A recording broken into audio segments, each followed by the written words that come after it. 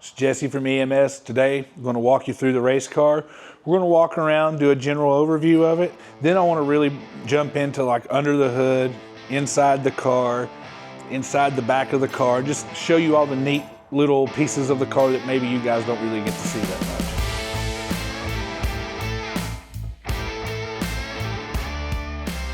So the car is a 2015 automatic. I've had it since brand new. Chassis probably has 36,000 miles on it at this point. I really don't know because OE clusters out of it. World's fastest and quickest EcoBoost. I'm fairly certain it is the world's quickest 4-cylinder DI car. Car's built fully in-house here at EMS. The fabrication and stuff obviously was done by Rise, but the wiring harness, the engine, all the integration of all the parts, all done by me and my team. It's full suite of Motec, you name it. It's got all the bells and whistles. Let's talk about under the hood. At the heart of this thing is our custom EMS 2.1 liter RPM engine. This guy has custom aluminum connecting rods made by R&R. It has a 2-liter crank in it, not from a Focus ST, at least anymore. Custom Molly big pistons, I'll say. Those pistons have all the tricks in them and then some. The underside is absolutely insane. Molly rated these pistons for 11,000 RPM, so we've got more room to grow on them. We just haven't felt the need to use it just yet. Cylinder head by Phil Meinzer, full custom port job on it, bigger valves, bronze seats, bronze guides, you name it. But some of the cooler parts of this engine, right? So I've talked about in some of the shorts that we dry deck the head and the block, right? Well, we did that to increase the stiffness of them, but we also run this car on methanol, so we just don't worry about running water through the block. We only run water through the head. Now, I could totally run water through the block and through the head and still be dry decked if I want to. I just don't want to. Methanol does all the cooling in the block for me. I don't need water down there. So, a cool little trick I had to do, with good help of my friend Ray Peters, we have come into the timing cover, added a port for this through pipe. On the back side of this guy, we got a nifty little shoulder and an O-ring that seals it up, and that goes directly into the front of the cylinder head for the coolant passages. We bring that outside so we can use a -16 to run water through our water pump straight into the head. Then we use the OEM return out of the back and back into the top of our radiator. This way, we still get to run water through the cylinder head and keep it nice and cool when we're doing our burnouts or in the pits or something like that. And then down track, methanol pretty much keeps the rest of it cool. So typically we can start our burnout around 145 degrees, do our burnout, stage, bring it up on the brake, bump in, quarter-mile pass, lift, we're around 180 degrees. Once I lift and I coast and I start coming down, the car starts cooling off. I can shut it down, pack my chute up, drive, start it back up, drive to the ticket booth, get my slip. I've even drove all the way back to pits before. No problems. Works out pretty well for me. Some other cool stuff is our mechanical low side fuel pump back there driven off the intake cam. That's really a first for the EcoBoost. There's never been a mechanical low side pump setup for the EcoBoost. But if you go look at any really fast 4-cylinder car, your K series, your 4G63, your B series, they all run mechanical low side pumps. And that's because when you're running methanol, the fuel demand is insane, guys. We use like 7 to 8 gallons per minute of fuel. And we're lucky because that's a 10 gallon per minute pump. You know, our old Aeromotive 5 gallon per minute pump could not have held up to this. So, it's super cool. If I was to wreck, something happened, fuel lines are flying, the car dies, the fuel pump stops. Even though the rest of the car is still on, the fuel pump stops. It doesn't keep pumping fuel, so it's safety too, man. It's a cool safety feature, and then the volume of fuel you get is just another benefit. Now, let's talk about the intake manifold. This is a billet drag unit from JMF. I'm really fortunate. Jim over there sponsored me with this intake manifold. It has been great. I love this thing on the car. This shifted the power to the right a little bit more, just like I wanted for this setup, so it was really ideal for me.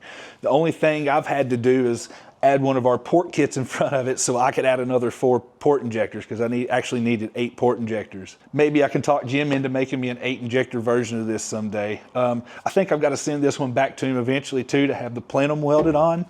He told me when we crossed 70 pounds of boost that we would start maybe pulling the bolts out of the intake manifold. And sure enough, if I look, I can see little dents where the bolts go through like it's trying to pull them out. So I probably need to get this off the gym to get it welded. He was right. Let's talk about the stars of the show, my turbos. Boy, these guys, they work really, really well. The little guy lights up really quick. I know it's a 68 millimeter on a 2.1, but it lights right up for me. And it's really cool because like I'm doing a burnout, you can hear this guy light up and then you'll hear this guy come on like a freight train. And I actually have to come off the gas when I hear him light up because things get a little bit too rowdy for a burnout. So you'll hear him come up and then die off, and I just stay on the little guy during the burnout. It's really wild to hear and I love it. Precision Turbo, Chris Rowland helped me come up with this combination of turbos. We knew that we needed to go with pretty much the biggest thing I can spool for the high pressure turbo. That was pretty much about a 6870. I could maybe go to like a 6875. We're still playing with that. We'll see. And then it's like if you're going to do a compound, there's no sense in putting a baby out front. Put the biggest damn turbo out front that you want to run, you know? So Pro Mod 88's where we're at. And someday he might turn into a 93 or maybe a 92. Chris likes helping me out. He likes seeing me go fast too. So I'm sure that we're not done with turbo sizes just yet. Let's talk about the fab work. This is all Chris Miller from Rise Fab, all this. Guys, when people talk about putting 10 pounds of shit in a 5-pound bag, Chris did it. I mean, the amount of exhaust pipes, wastegates, it's insane. So this car has 3 wastegates because we run twin scroll on the high pressure turbo. So obviously we need a gate off of each scroll. Both of those scrolls dump back into the mid pipe for the low pressure turbo. Then we have 1 single gate on the low pressure turbo. 1 single gate seems to be enough to control the big guy because he just doesn't get enough RPM to get too crazy yet. At some point, maybe we have to add more gate to it. But I believe it was Farhan from Damon Motorsports was telling me that in their compound setups, and I think he's in aerospace, I believe is what he told me. I might be wrong. Something he does, it's compound turbos. He says they just let them free spin, and he said he didn't know that I would necessarily need a gate. So maybe not, we'll see. But that's pretty much the turbo setup. Lots of pipes, goes together exactly one way. I cannot take any shortcuts when putting this together. I have to start with a certain order or things will never line up. That's probably the most cumbersome part of the compound setups. Maintenance is a little tough. But as far as like, it's down track performance and it's just a weapon. Guys, this is such a fast combo. It's unfortunate the crank broke because me and Ryan were just really starting to tickle what this thing could do. We were about to go 7s. So hopefully this new crank setup will be a little tougher and we can get that 7 and then start chewing away at getting deeper into the 7s. All right, let's talk a little bit about the fuel system. Obviously, we still use DI. We don't plan to get rid of it. A lot of people like to ditch DI, but it's throwing away horsepower and throwing away torque, guys. We use a lot of DI on the hit and it shows. That's why we 60 foot really, really hard and our car is an absolute animal in the 8th mile. So I don't have it mounted right now because we're halfway in the process of about to tear the car apart to get it ready for its next outing, but I run an XDI 60 pump with a custom 3-lobe cam that Uva at XDI helped me get made by Kelford that also increases the lift of the pump, thus increasing the displacement of the pump way more than just 60% like it would be on an OEM setup. It's huge. We have tons of DI fuel. That's why Uva also had to make us 3,000 cc DI injectors. These, I'm pretty sure, the biggest DI injectors on the market. Might be wrong. I'm probably wrong. It's the biggest EcoBoost DI injectors on the market for sure. They're absolute monsters. But with methanol, that's not enough. We need more. So we have 8 FID 2200s in the port. So when we really get up top, it's just hard to get enough fuel from the DI system in there in our operating range. So when we're down track, once we've left, when we shift, it'll drop to 9,000. So we stay between 9 and 10,000 RPM. In that window, the DI is just limited at how much fuel we can squirt in the cylinder. So we have to use port injection to carry the load up there. So we have to rely on port injection in that part. So that's really important to us. We've already talked about the mechanical low side pump, but I didn't talk about the brand. It's actually a Magnus Motorsports low side mechanical pump. I've always loved the stuff that Marco puts out. So anytime I get a chance to use a Magnus Motorsports product, I love doing it. All this we control with an aeromotive high flow regulator. We used to just kind of lock fuel pressure down to try to keep the DI system happier, just a steady pressure.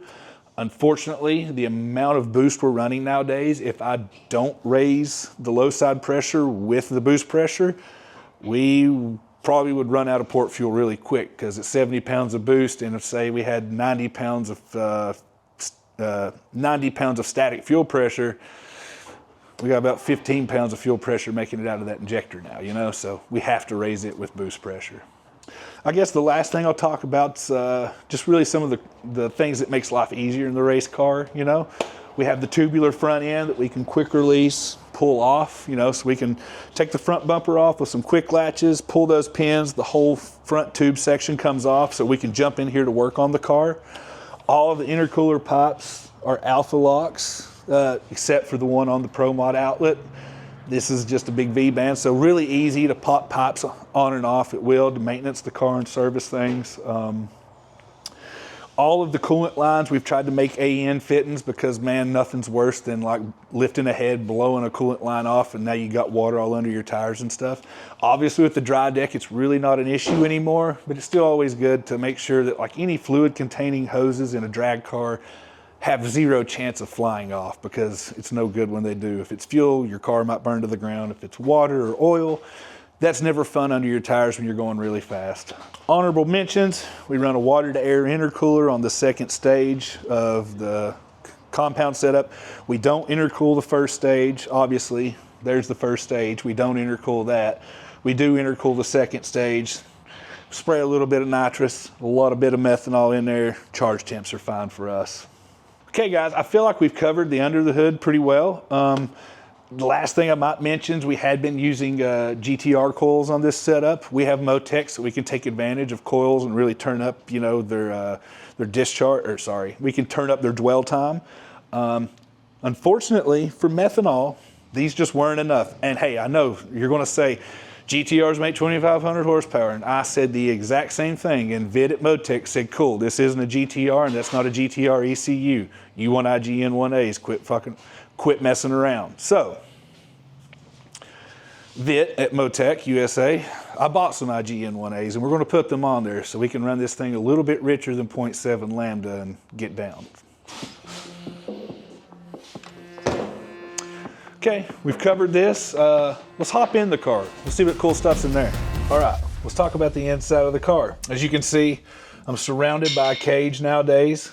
Nice 25.5 cage from the boys at Fat Boy Fabrication. They crush this thing. I feel super safe in the car now. I've always had a fear of rolling the car and not having anything above me, but that's a non-issue now. All chromoly, so lightweight but still strong. Fortunately, between the car's transformation into having a 25.5 cage and having the compound turbos, it only gained roughly about 100 pounds, so we come out pretty good. So let's talk about some of the cool stuff in the car. Obviously, full Motec suite of parts. Let's talk about them. We got a Motec C127 dash, a Motec M142 ECU, Motec PDM 15, and a Motec LTC NTK. Honorable mentions, race grade TC8 and a race grade 6-channel current sensor. Let's talk about what each of these do. Obviously, the C127s are dash. That's my portal into what's going on with the car. Is it ready to launch? What RPM are we at, etc., etc. The M142, this guy's the brains. This is what's telling everything under the hood what to do. It's telling the PDM what it should do. It's taking inputs from me on the steering wheel and the throttle, the gear shifter. It's the brains. The PDM 15, that's what distributes 12-volt power throughout the car. So when I'm hitting buttons on my race grade keypad that I forgot to mention earlier, the signal from here triggers that. It goes to the starter, to the coils, to the injectors, to the fans, my lift pump, whatever. The race grade TC8, that's what we use to get exhaust gas temperatures from the cylinder head. Our LTC NTK. LTC means lambda to CAN, so that's pretty much our wideband being broadcast over CAN to our M142. Particularly, we use the NTK variant. The NTK variant is necessary if you're running methanol in the car. Normal Bosch sensors can't read rich enough to accurately tune methanol. The NTK can read a bit richer. Lets you tune for those rich lambda values that methanol really enjoys to operate at. This race grade 6-channel current sensor, that's what we use to control the automatic transmission. We kind of come in and out of it, we read some resistance values, and we control the solenoid and the valve body with it. Pretty cool little piece of hardware to give you, you know, some 6R80 control. In our case, 3R200, it all works the same. So other things I have are these switches up top. You can't really see them from that angle, but I have a boost switch and a launch switch, right? And these are two pretty much, I think they're 11 position rotary knobs.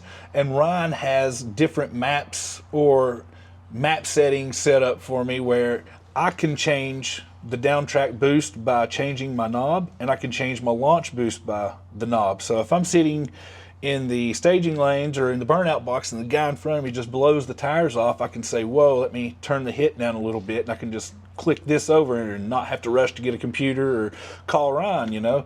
Or if I see the guy in front of me rides a wheelie, I can be like, oh, the track's good, let's crank up the launch, you know. And by the same token, when I make a pass and Ryan looks at my data log, it ain't like, oh, here's a whole new map. It's like, okay, go to position 3, 4, whatever on your boost knob, because he knows how much boost that's going to be, obviously. Other inputs I have besides the knobs and the keypad are the buttons here on the steering wheel. So obviously I have 4.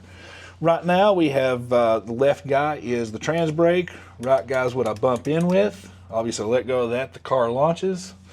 This bottom left, if I want him, is the scramble button. That'll add 10% boost. I've been a little afraid of this guy with the compound setup because 10% on this can be really, really rowdy. Yeah, I haven't played with that guy in a little bit. This bottom right button, that used to be my burnout button, but fortunately, now that we've got the Motec PDM in, when I'm on the brakes and I click my button up here for my line lock, it automatically puts my ECU in burnout mode. So I can just sit here and do my thing, unlock the brake, roll through it, we're good to go. That pretty much goes over the electronics on the inside of the car. Again, all race grade and or Motec stuff. The wiring harness I made myself. We have a bulkhead connector up here in the trans tunnel that goes to the PDM and the ECU. Well, pretty much the entire body harness, if you will. So all the ECU and stuff being inside, I had to have a way to pass through the firewall. I wasn't going to do a grommet because likewise outside I can just undo my bulkhead connector at the firewall, lay the harness on top of the engine, and then pull the engine out without unplugging all the harness from the engine. That way we can unplug everything once the engine's out when it's easier to get to. Last but not least, we have this badass carbon bottle from our sponsors at Nitrous Express. Love this thing. Billet bottle mounts to match. It looks so sick in here. And obviously a fire extinguisher, you know. I want to be as safe as I can, guys. I love racing, but I also realize shit happens. People can get hurt. I don't want to be one of those people, so we've got a fire extinguisher in here in case I need it. Very, very soon we're going to add just a fire suppression system to the car because it really needs it. Susan really wants me to stay alive. Ryan really wants me to stay alive, so I should probably work on trying to stay alive. You guys might have peeped this sick-ass trans tunnel. This was made by my boy Andrew Bonham. Carbon Kevlar, dropped a good chunk of weight off the car and give me some safety because it's Kevlar right here beside the trans and the drive shaft. Obviously I've got a drive shaft loop, but another layer never hurts, right? I think I've covered everything in here pretty well, guys. Obviously parachute lever, gear shifter, nitrous line. I mean, nothing really extravagant or anything cool left. We got a solid state relay that we used for the master arm and keel for the car. That's just cool because with that relay you can just run it ground side control to the rear to some switches. Now you don't have power wires running everywhere in the car. Anti-gravity battery just to lose weight. But yeah, I think I've covered all the cool stuff. Let's go look in the back of it now.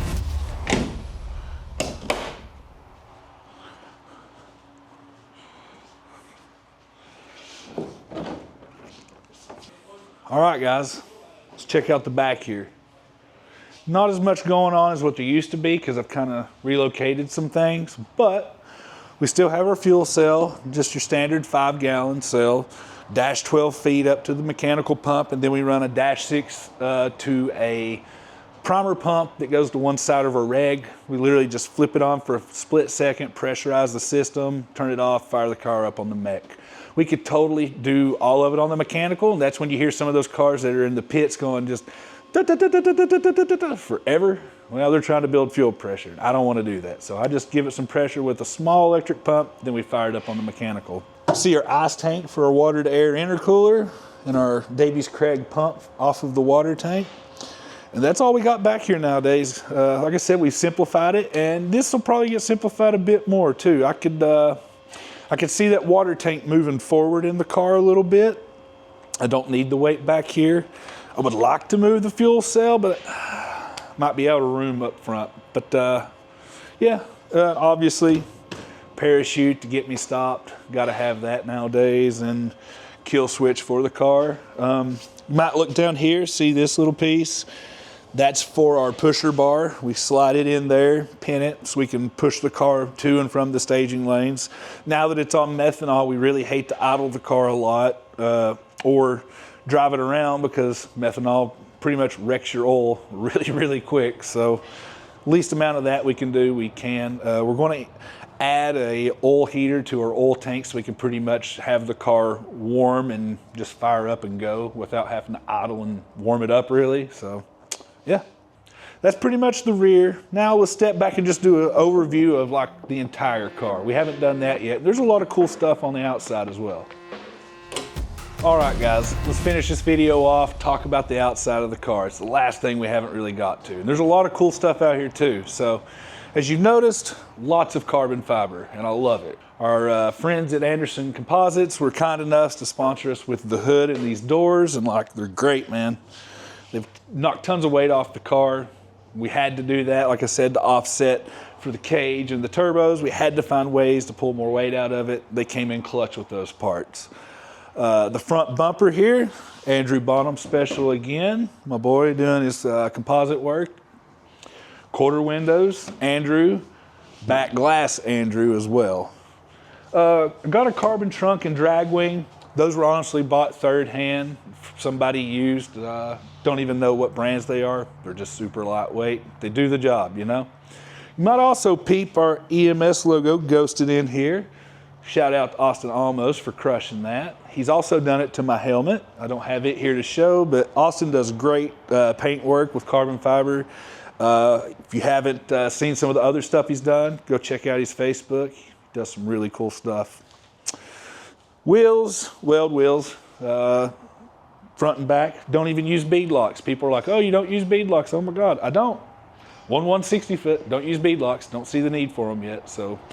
TBM brakes, believe it or not, we had Bear drag brakes on it, and I thought, man, these are pretty light. These dropped like another 40+ pounds over the Bears, so holy crap. Huge jump in weight savings there, because that's rotational mass too. That's not just static mass. We really like the fender exit, so we stuck with it. Got a little bigger with the Pro Mod Turbo, but you know, I think it still looks nice and sounds nice. And anybody that's heard the car in person, like, it's so quiet at idle and stuff because it's got, you know, 2 big mufflers on it, 2 turbos. But when she gets worked up and that big boy gets worked up, it really sings and starts shooting some nice fireballs and cool stuff out of it too. So guys, that's pretty much all of the car. I hope you enjoyed this. If there's questions, fire them off in the comments. I'll try to answer them. Maybe we'll do a session next week where I go through and answer some of your more detailed questions about the race car. But yeah, that's pretty much it, man. Hope you all liked that video. If you want more great content like this, make sure you follow us on YouTube, TikTok, Facebook, and Instagram. If you need any parts, tuning, or engines, hit up our website, www.emsinc-tn.com. Peace.